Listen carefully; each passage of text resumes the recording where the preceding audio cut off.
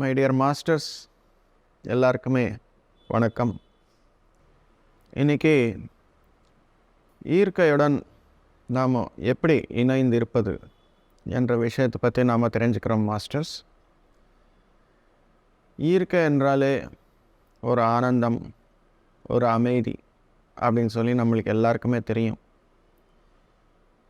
ஈர்க்கைன்னா எங்கேயும் கிடையாது, நமக்குள்ளே ஒரு ஈர்க்கை இருக்குது, வெளியில் ஒரு ஈர்க்கை இருக்குது. ரெண்டு வகையான ஈர்க்கை. முதல்ல வெளியில் இருக்கிற ஈர்க்கை, அதாவது செடி கொடி மரம் இந்த மாதிரி எல்லாமே இருக்கும் இல்லையா. ஒரு ஃபாரஸ்ட்குள்ளே இருக்கிற ஈர்க்கையுடன் நாம் இணைந்து இருந்தால் ஆட்டோமேட்டிக்காக நமக்குள்ளே இருக்கிற ஈர்க்கை கூட அதே போல் அற்புதமாக வளரும். இப்போ நாம் யார் கூட நாம் ஃப்ரெண்ட்ஷிப் செய்கிறோமோ அந்த குணங்கள் தான் தானே நம்மளுக்கு வரப்போகுது. அதே போல் ஒரு ஈர்க்கை என்பது ஒரு இடமாகவோ பார்க்காம ஈர்க்கையை ஒரு நம்ம ஃப்ரெண்டாக நம்ம பார்க்கும்போது ஈர்க்கை மூலமாக நம்ம நிறைய பெறுவதற்கு வாய்ப்பு இருக்குது. அதாவது ஒரு ஈர்க்கையுடன் ஃப்ரெண்ட்ஷிப் பண்ணால் நம்மளுக்கு என்ன வருது, ஃப்ரெண்ட்ஷிப் எப்படி பண்ணணும் அப்படின்ற விஷயம் நாம் தெரிஞ்சுக்கிட்டால் ஆட்டோமேட்டிக்காக வெளியில் இருக்கிற அந்த ஈர்க்கையை பார்த்துட்டு உள்ளே இருக்கிற நம்மளுடைய ஈர்க்கையை டெவலப் பண்ணிக்கலாம் மாஸ்டர்ஸ். அதுக்காகவே சில நாள் நமக்கு ஏதாவது மைண்டு டிஸ்டர்பன்ஸாக இருந்தாலும், உடல் ரீதியான ஏதாவது பிரச்சனைகள் இருந்தாலும் என்ன பண்ணுவோம், இந்த சிட்டி அதாவது நாம் இருக்கிற இடம் விட்டுட்டு வேறு எங்கேயோ ஒரு மலை மேலேயோ ஒரு டூரிஸ்ட் பிளேஸுக்கோ ஒரு ஈர்க்கை எங்கெல்லாம் நல்லா இருக்குமோ அந்த இடத்துக்கு போய் ஒரு 1 வீக்கோ 10 டேஸோ அங்கே இருந்து நம்ம திரும்பி வரும்போது என்ன ஆக போகுது, அங்கே ஹீலிங் நடக்கும். பாடிக்கும் மைண்டுக்கும் ரெண்டு என்டிட்டிஸுக்குமே நல்ல ஹீலிங் நடக்கும். ஹீலிங் எப்போ நடக்குமோ அந்த ஹீலிங் ப்ராசஸில் நமக்குள்ளே இருக்கிற ஈர்க்கையை திரும்பி நேச்சுரல் ஸ்டேட்க்கு கொண்டு வரும்.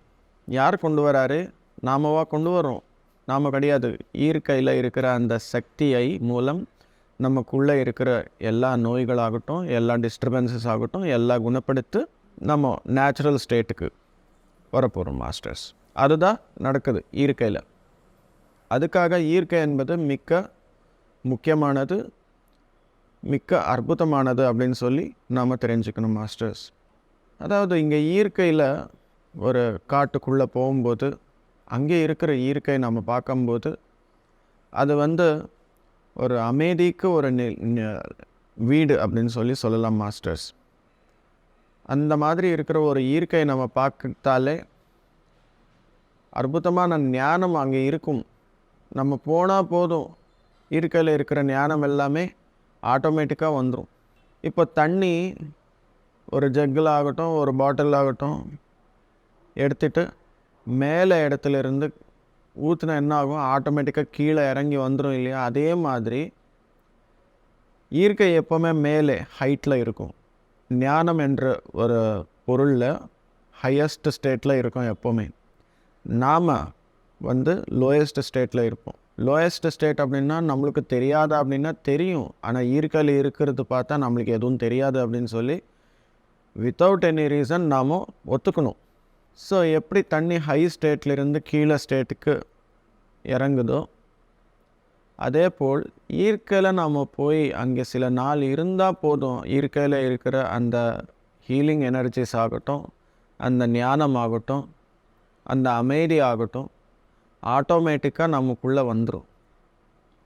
அதுதான் ஈர்க்கையுடைய ஸ்பெஷாலிட்டி. அதுக்கு தான் ஈர்க்கைக்கு இன்னொரு பேர் என்ன, பிரகிருதி மாதையம் சொல்லுவாங்க.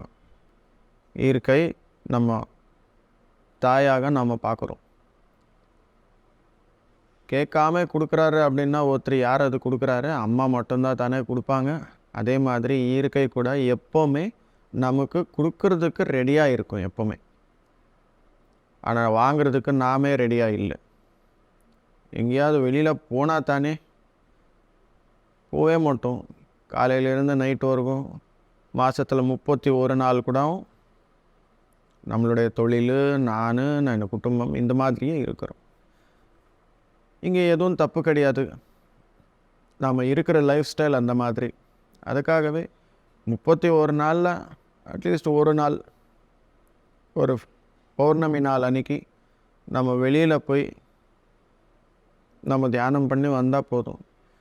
நம்ம வெளியில் போக முடியல அப்படின்னாலும் பரவாயில்லை, வீட்டு மேலே மொட்டை மாடி மேலே போய் உட்காந்து அங்கே ஒரு 1-2 செடி கொடி இருந்தாலும் பரவாயில்ல, அதே பெரிய ஈர்க்கை நம்மளுக்கு. அந்த மாதிரி இருந்தால் கூட போதும், நிறைய ஹீலிங் எல்லாமே நடக்கும். அதுவும் ஈர்க்கை தான், கனெக்டிங் வித் ஈர்க்கை. இந்த ஈர்க்கை பார்த்து தான் ஒரு ஆயுர்வேதம், நேச்சுரோபதி, இது எல்லாமே சயின்ஸு. இந்த சயின்ஸ் எல்லாமே டெவலப் பண்ணி இன்றைக்கி ஆயுர்வேதா ஒரு ஃபார்மசி அப்படின்றாரு, நேச்சுரோபதி ஒரு நேச்சுரல் லைஃப் ஸ்டைல் அப்படின்னு சொல்கிறாரு. இந்த சயின்ஸ் ஈர்க்கையில் இருக்குது அப்படின்னு சொல்லி எத்தனையோ ஆண்டுகளுக்கு முன்னாடியே யோகிகள் மற்றும் ரிஷிகள் எல்லாமே ஈர்க்கையில் எவ்வளவோ எனர்ஜிஸ் இருக்குது, அந்த எனர்ஜிஸ் வாங்கிக்கோங்க, வாங்கிறதுக்கு தேவையான சயின்ஸு எல்லாமே நூலாக எழுதிட்டு ஒரு ஆயுர்வேதா, ஒரு நேச்சுரோபதி அப்படின்ற மாதிரி கொடுத்துருக்காங்க. இங்கே என்னன்னா, அந்த ருஷிகளாகட்டும் அந்த யோகிகளாகட்டும் இந்த மாதிரி ஈர்க்கையை ஸ்டடி பண்ணுறதுக்கு அவங்களுக்கு யார் சொன்னார், எப்படி கண்டுபிடிச்சார்? இந்த ஞானம் எல்லாம் இருக்குது, இந்த சயின்ஸ் எல்லாம் இதுக்குள்ளே இருக்குது.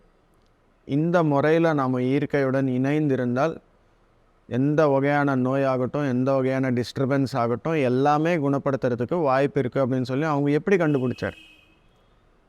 கண்டுபிடிச்சார் அப்படின்னா, ஈர்க்கையில் அவங்க தியானம் பண்ணார். தியானம் பண்ணால் ஆட்டோமேட்டிக்காக அந்த 3ஆம் கண்ணின் மூலம் ஈர்க்கையில் என்னென்ன இருக்குது அப்படின்னு சொல்லி தரிசனமாக்கி ஒரு ஆயுர்வேதான்னு சொல்லி, ஒரு நேச்சுரோபதி அப்படின்னு சொல்லி, அந்த மாதிரி எல்லாமே புத்தகங்கள் எல்லாமே எழுதி மனித குலத்துக்கு கொடுத்துருக்காங்க மாஸ்டர்ஸ். ஈர்க்கையில் நாம் இருந்தால் என்ன ஆகும்? ஈர்க்கையில் இருந்தால் பாடி, மைண்டு, சோல் 3மே ரெஜினியேட் ஆகும். பாடியில் எந்த வகையான நோய்கள் இருந்தாலும் சரி, அது பிபி ஆகட்டும், பயம் ஆகட்டும், ஸ்ட்ரெஸ் இருந்தாலும் சரி, எந்த வகையானதுன்னாலும் சரி, அது பௌதீக ரீதியான நோய்களாகட்டும், மன ரீதியான நோய்களாகட்டும், எது இருந்தாலும் சரி, அது எல்லாமே நேச்சுரலாக ஹீல் ஆகிடும் மாஸ்டர்ஸ். ஈர்க்கையில் எனர்ஜிஸ் எப்படி வாங்குறது?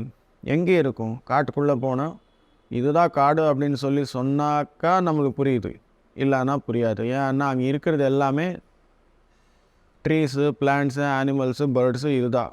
ஒரு பவுண்ட்ரி எதுவும் இருக்காது காடுக்கு. காடு எங்கே இருக்குது அப்படின்னு சொல்லி தேடி போயிட்டே இருக்கும்போது ஆல்ரெடி காட்டுக்குள்ளே இருந்தால் கூட இது காடு அப்படின்னு சொல்லி நம்மளுக்கு கண்டுபிடிக்கிறதுக்கு வாய்ப்பு இல்லை. எதுக்காக அப்படின்னா இன்ஃபைனைட், பவுண்ட்ரியே இருக்காது. ஸோ அப்போ நம்ம அது பவுண்ட்ரியே இல்லாத ஒரு ஈர்க்கையில் எங்கே நாம் தேடி போகிறது, எனர்ஜி எங்கே இருக்குது, ஹீலிங் எனர்ஜிஸ் எங்கே இருக்குது, அமைதி எங்கே இருக்குது அப்படின்னு சொல்லி ஒவ்வொரு இடத்துலையுமே இருக்கும். எங்கெங்கெல்லாம் இருக்கும் தெரியுமா? ஈர்க்கையில் ஒவ்வொரு பூக்களோட வாசனை இருக்கும் இல்லையா, அந்த வாசனைக்குள்ளே ஹீலிங் எனர்ஜிஸ் இருக்கும். ஃப்ரெஷ் ஏர், காற்றுக்குள்ளே ஹீலிங் எனர்ஜிஸ் இருக்கும். ஃப்ரெஷ் வாட்டர், அதுக்குள்ளே ஹீலிங் எனர்ஜிஸ் இருக்கும். ஈர்க்கையில் இருக்கிற ஒவ்வொரு சவுண்டு, அதாவது பேர்ட்ஸோட சவுண்டு, அனிமல்ஸோட சவுண்ட்ஸு, பாம்புகளோட சவுண்ட்ஸு, இந்த சவுண்ட்ஸ் எல்லாமே நம்மளுக்கு ஒரு இசை மாதிரி இருக்கும். ஆனால் நாம் கண்டுபிடிக்கிறதுக்கு அந்த ஞானம் இருக்கும். ஆனால் ஈர்க்கையில் சில நாள் இருந்தால் போதும், அந்த விஸ்டம் எல்லாமே நம்மளுக்கு இதுதான் சொல்ல வருது, இந்த இடத்துலேருந்து தான் வரப்போகுது அப்படின்னு சொல்லி நம்மளுக்கு தெரியுது. அப்போ நான் போகிற நேரத்தில் நம்மளுக்கு தெரியல, ஆனால் சில நாள் அங்கே இருந்தால் நாமே கண்டுபிடிக்கிறதுக்கு வாய்ப்பு நம்மளுக்கு வந்தது. அது எப்படி வந்தது? ஈர்க்கையில் இருந்தாக்கா ஆட்டோமேட்டிக்காக நமக்குள்ளே இருக்கிற ஃபிசிக்கல் சென்சஸ் இருக்கு இல்லையா, அந்த சென்சஸ் எல்லாமே அப்டேட் ஆகிடும், ஹீல் ஆக்கி, ரெஜுனியேட் ஆக்கி, சென்சிட்டிவ் ஜாஸ்தி ஆகும். சென்சிட்டிவாக இருக்கும்போது சின்ன வாசனை கூட நம்ம மூக்கு கண்டுபிடிக்கும், சின்ன சத்தம் கூட நம்ம காது கண்டுபிடிக்கும். இங்கே இருக்கிற கலர்ஸு பார்க்குறதுக்கு ஒரு லெவலாக இருந்தால், வெளியில் இருந்து அந்த கண் நல்லா ஹீல் ஆக்கி நல்லா ரெஸ்ட் எடுக்கிறதுக்கு அப்புறம் பார்க்கும்போது நம்மளுடைய பார்வையும் வேறு மாதிரி இருக்கும். பார்த்தீங்களா, நாம் எதுவும் பண்ணல, போய் இயற்கையில் இருக்கிறோம், அவ்வளோதான். ஆட்டோமேட்டிக்காக இது எல்லாமே ஹீல் ஆயிடுச்சு. ஓகேங்களா, அது இயற்கையோட கிரேட்னஸ் அப்படின்னு சொல்லி நாம் சொல்லலாம் மாஸ்டர்ஸ். ஸோ இந்த மாதிரி இருக்கிற இயற்கையில் நாம் வெறும் அங்கே போய் இருந்தாலே இவ்வளோ மாற்றங்கள் நாம் பார்க்கும்போது, அங்கே போய் உண்மையான ஒரு சின்சியராக மெடிடேஷன் பண்ணால் எந்த அளவுக்கு மாற்றங்கள் நாம் பார்க்க முடியும் மாஸ்டர்ஸ். ஒரு எக்ஸாம்பிள், இங்கே வெயில் ஜாஸ்தியாக இருக்குது அப்படின்னு சொல்லி மேலே ஒரு தலைக்காணி போட்டு மொட்டை மாடி மேலே ஒரு நாள் படுத்திருந்தோம். பார்த்தா ஒரு நட்சத்திரம் கூட தெரியல. எதுக்காக அப்படின்னா அந்த அளவுக்கு பொல்யூஷன். நானும் பார்த்துருக்கேன். நான் குழந்தை வயசில் இருக்கும்போது 30 வருஷத்துக்கு பின்னாடி இந்த அளவுக்கு பெரிய பொல்யூஷன் ஆகட்டும், வேறு இந்த அளவுக்கு பாப்புலேஷன் ஆகட்டும் இல்லை. அப்போ நான் ஒரு சின்ன கிராமத்தில் இருக்கும்போது மொட்டை மாடி மேலே தூங்கும்போது பார்த்தா கண்ணு 2 பத்தாது, அந்த அளவுக்கு அவ்வளோ நட்சத்திரங்கள் எல்லாமே பார்த்துருக்கேன் நான். அந்த மாதிரி ஒரு நட்சத்திரம் அது பார்க்கலாம் அப்படின்னா முடியாது இன்றைக்கி. ஏன்னா அந்த அளவுக்கு டெக்னாலஜி ஜாஸ்தியாக்கி இயற்கை எல்லாமே ஸ்பாயில் பண்ணிட்டோம். ஆனால் இயற்கையில் போகும்போது அந்த அளவுக்கு அந்த நட்சத்திரங்கள் எல்லாமே பார்க்கும்போது, அந்த நட்சத்திரங்கள் பார்க்கும்போதே நம்மளுக்கு ஒரு ஞானம், ஒரு ஞாபகம் எல்லாமே வருது. இவ்வளோ நட்சத்திரங்கள் எல்லாமே இருக்கே, இந்த அளவுக்கு ஞானம் இந்த பிரபஞ்சத்தில் இருக்கே, இதெல்லாம் எப்போ வாங்குறது, எப்படி வாங்குறது அப்படின்னு சொல்லி எண்ணம் வருது எல்லாருக்குமே. அதே நீங்கள் தியானம் பண்ணும்போது இயற்கையில் இருக்கிறதே ஒரு ஞானம், இயற்கையில் இருக்கிறதே ஒரு எனர்ஜி. உங்களுடைய பாடி, மைண்டு, சோல் மூணுமே அந்த இடத்துக்கு, அதாவது இயற்கையில் இருக்கிற எனர்ஜி பெறணும் அப்படின்னு சொல்லி ஞானம் பெறணும் அப்படின்ற ஒரே ஒரு எண்ணத்தோடு நீங்கள் தியானம் பண்ணால் உங்களுடைய ஆன்மீக வளர்ச்சி என்பது ரொம்ப சீக்கிரமாக இருக்கும் மாஸ்டர்ஸ். அதுதான் இயற்கையில் நம்ம பெற வேண்டிய ஒரு விஷயம். அதுக்கப்புறம் இயற்கையில் ஃபுல் மூன் மெடிடேஷன் பண்ணால் இன்னும் அற்புதமாக இருக்கும் மாஸ்டர்ஸ். முதல் காலத்தில் யோகிகள், ரிஷிகள் எல்லாமே இருக்கும்போது அணிலிருந்தே இருக்குது பௌர்ணமி தியானம்னு சொல்லி, அமாவாசை தியானம்னு சொல்லி.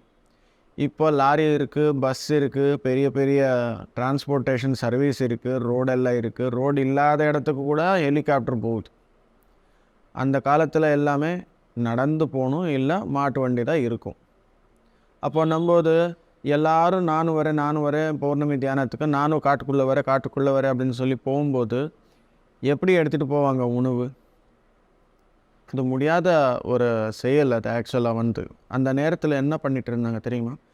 ஒரு 15 நாளுக்கு முன்னாடியே யார் ஆர்கனைஸ் பண்ணுறாங்களோ அவங்கள எல்லாமே போயிட்டு அந்த இடத்துக்கு போயிட்டு அங்கே உட்காந்து தியானம் பண்ணுவாங்க. முதல்ல இயற்கையில் என்னான்ட்டு பண்ணுவாங்க, இத்தனை பேர் வரப்போகிறாரு, உங்களுக்கு கிட்ட வருவார், ஒரு கெஸ்ட்டாக, ஒரு ஃப்ரெண்ட்ஸாக உங்களுக்கு பார்க்குறதுக்காக வராரு, அவங்களுக்கு தேவையான உணவு எல்லாமே நீங்கள் தான் கொடுக்கணும் அப்படின்னு சொல்லி இயற்கைக்கு கேட்டுட்டு வருவாங்க. அதுக்காகவே போவாங்க. அவ்வளோதான் ஆர்கனைஸ் அப்படின்னா. அதுக்காக என்ன ஆகுது, அந்த வழியில் இருக்கிற ஒவ்வொரு செடி கூடவும் எனக்கு முடிஞ்ச அளவுக்கு நான் உங்களுக்கு உணவு கொடுக்குறேன் அப்படின்னு சொல்லி இந்த மாதிரி எல்லா ஃப்ரூட்ஸு, எல்லா வெஜிடபிள்ஸு 10 மடங்கு அதிகமாக கொடுப்பாங்க. எல்லா செடியும், எல்லா கொடியும். இது நம்புறீங்களா நீங்கள்? ஆர்கனைசிங் அப்படின்னா இந்த மாதிரி இருந்துச்சு சில வருடங்களுக்கு முன்னாடி. எப்போவுமே இல்லாத அளவுக்கு அந்த மாதிரி கொடுக்குறாரு அப்படின்னா, ஒரு கெஸ்ட்டு வராரு அப்படின்னா எவ்வளோ அன்பு இயற்கைக்கு. ஃப்ரெண்ட்ஷிப் பண்ணுறதுக்கு வராரு, ஆன்மீக ஞானம் வாங்குறதுக்கு, தியானம் பண்ணுறதுக்காக வராரு அப்படின்னா அந்த அளவுக்கு முக்கியத்துவம் கொடுக்கும் இயற்கை என்பது. ஆனால் நாமே தெரியாது, நம்மளுக்கு எதுவுமே தெரியாது. அங்கே போனால் பாம்பு வருமோ, தேள் வருமோ, ஏதாவது நடக்கக்கூடாது, ஏதாவது நடக்க போகுதோ அப்படின்னு சொல்லி பயங்கள், தேவையில்லாத பிரச்சனைகள் ஏதாவது வரப்போகுதோ அப்படின்னு சொல்லி எல்லாமே நம்ம மைண்டு தான் அந்த மாதிரி கரப்டாக இருக்குது. ஆனால் இயற்கை பியூராக தான் இருக்குது. அதுக்காக நாம் இயற்கையுடன் இணைந்து எப்போவுமே இருக்கணும். இயற்கையுடன் இணைந்து இருக்கணும் அப்படின்னா என்ன, அங்கேயே போய் ஒரு ஓலை போட்டு உட்காரணும் அப்படின்றது கிடையாது. ஒரு மாதத்துக்கு ஒரு வாட்டி, அதாவது பௌர்ணமி அன்னைக்கு நல்லா எங்கே இயற்கை இருக்குமோ அங்கே போய் இருந்தால் போதும். இப்போ இருக்கிற காலகட்டத்தில் நாம் எங்கேயோ ஒரு மலை மேலே போகிறதோ ஒரு காட்டுக்குள்ளே போகிறதோ பண்ணுறதுக்கு வாய்ப்பே இல்லை. ஒரு வருடத்துக்கு போனால் கூட போதும். அந்த மாதிரி அந்த வருடத்துக்கு தேவையான ஆற்றல் எல்லாமே வாங்கி திரும்பி வர முடியும் நம்ம. ஆனால் ஒரு வருடத்துக்கு மட்டும் அட்லீஸ்ட் மொட்டை மாடி மேலே போய் உட்கார்ந்தாகட்டும் நம்ம மெடிடேஷன் பண்ணால் அதுவே பெரிய மாற்றம் நம்ம வாழ்க்கையில் கொண்டு வரும். இயற்கையில் என்னென்ன இருக்கும்? பஞ்சபூதங்கள் தானே இருக்கும். அர்த்து, வாட்டரு, ஏரு, ஃபயரு, ஸ்கை. இந்த 5 எலிமெண்ட்ஸ் அந்த பஞ்சபூதங்கள்னு தெரியும் தானே. வெளியில் இருக்கிற பஞ்சபூதங்கள் தானே நமக்குள்ளே கூட இருக்குது. தண்ணி தத்துவம் இருக்குது இல்லையா நமக்குள்ளே? வாயு தத்துவம் இருக்குது இல்லையா? அக்னி தத்துவம் இருக்குது இல்லையா? பூ தத்துவம் இருக்குது இல்லையா? ஆகாச தத்துவம் அதுவும் இருக்கு இல்லையா? எப்போ இயற்கையுடன் நாம் இணைந்து இருப்போமோ, அதாவது வெளியில் இருக்கிற தண்ணி உள்ளே இருக்கிற தண்ணி ஒன்று தான், வேறு டிஃப்ரென்ஸ் எதுவும் இல்லை அப்படின்னு சொல்லி ஒரே மாதிரி பார்க்கும்போது தண்ணியோடைய சப்போர்ட்டு நமக்கு கிடைக்கும். அந்த மாதிரி ஒரு அற்புதமான அண்டர்ஸ்டாண்டிங்கு ஜீசஸ்க்கு இருந்துச்சு. அதுக்காக அவங்க தண்ணி மேலே நடக்கிறதுக்கு வாய்ப்பாயிடுச்சு. இது எல்லாம் பியூர் மெட்டாஃபிசிக்ஸ். மைண்ட் எப்படி கண்ட்ரோல் பண்ணுமோ அப்படின்னு சொல்லி. ஆனால் அதுக்கும் முன்னாடி பேஸ் என்ன இருக்கணும்? எனக்குள்ளே இருக்கிற தண்ணி வெளியில் இருக்கிற தண்ணி ஒன்று தான். எனக்குள்ளே இருக்கிறது வேறு, அதுக்கு வெளியில் இருக்கிறது வேறு அப்படின்ற மாதிரி இல்லாமல் ஒரு ஒற்றுமையாக நாம் இருந்தோம்னு வச்சுக்கோங்க. 5 எலிமெண்ட்ஸ்க்கு கூட ஆட்டோமேட்டிக்காக நம்மளுக்கு எதுவுமே செய்யாது எலிமெண்ட்டு. நம்ம வீட்டில் நம்ம ஏதாவது ஆக போகிறோமா? எதுவும் ஆகாது இல்லையா? சேஃபாக இருக்கும் இல்லையா நம்ம வீட்டில்? நம்ம அதே மாதிரி உள்ளே இருக்கிற தண்ணி வெளியில் இருக்கிற தண்ணி ஒன்று தான் அப்படின்னும்போது நம்ம சேஃப்டியாக இருப்போம். எதுவும் ஆகாது, தண்ணியில் முழுகினாலும் சரி. அதுதான் சேஃப்டியான்னு சொல்ல வரேன் நான். ஓகேங்களா மாஸ்டர்ஸ்? அதுக்காக இந்த அளவுக்கு இயற்கையில் இருக்கிறது எல்லாமே நாம் பெறணும் அப்படின்னா அதுக்கு ஒரே ஒரு வழி, தியானம் பண்ணி அந்த ஞானத்தை மற்றும் அந்த ஆற்றலை வாங்கணும் அப்படின்னு சொல்லி கேட்டுக்கிறேன் மாஸ்டர்ஸ். இப்படி தான் இயற்கையுடன் ஒற்றுமையாக இருக்கிறதுக்கு வாய்ப்பு இருக்குது மாஸ்டர்ஸ். Thank you masters.